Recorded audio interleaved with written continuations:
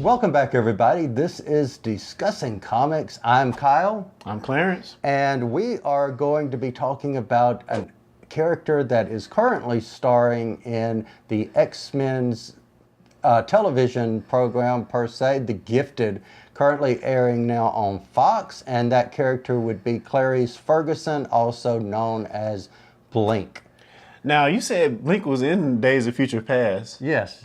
I didn't even realize it. I guess I knew it subconsciously, but I just didn't remember? Yeah. So what's the differences in the character in the movie versus what we got in the television? I really haven't seen much, other than the look. It's two different actresses. Yeah, but true. Other than that, I really haven't seen that much of a difference.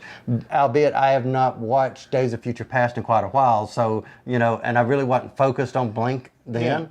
Well, so tell us, who is Blink? All right, so who is Blink? Clarice Ferguson, and the cool thing is the fact that we've got a version in the movie and the version in the TV show being two different actresses. We've had two different Blinks, one of which was both Clarice Ferguson, but the first Clarice showed up in Uncanny X-Men number 317 back in 1994, which was written by Scott Lobdell and Joe Madureira.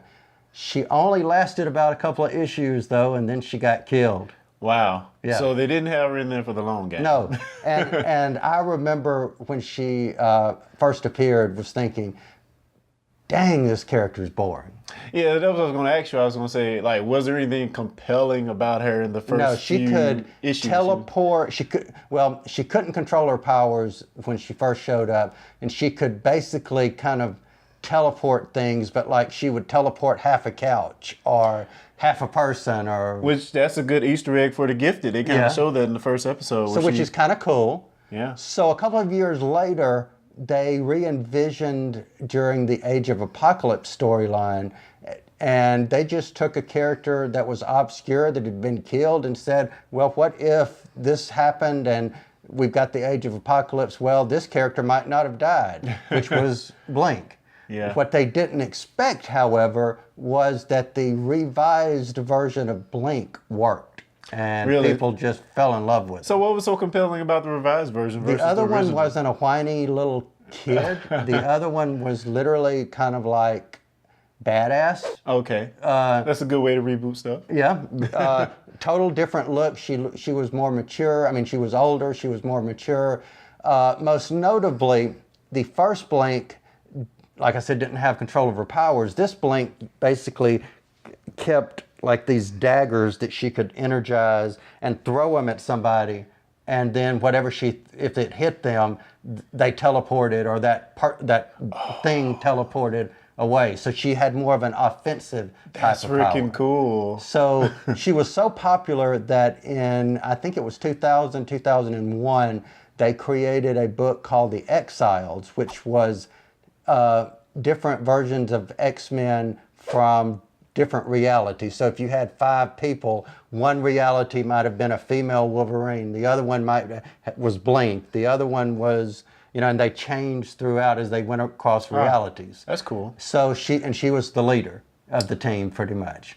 And that lasted over 100 issues. So very, she stayed around in comics. She's not currently in the comics. She's not dead or anything. She's just not in the comics right now.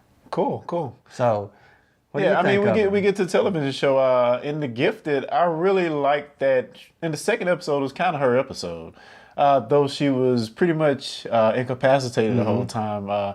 It all centered around her having these, using her power in this coma-like state. Right. Yeah, so I thought that had an excellent premise for an episode. It's actually really good, so you should check it out. That's episode 2 of The Gifted.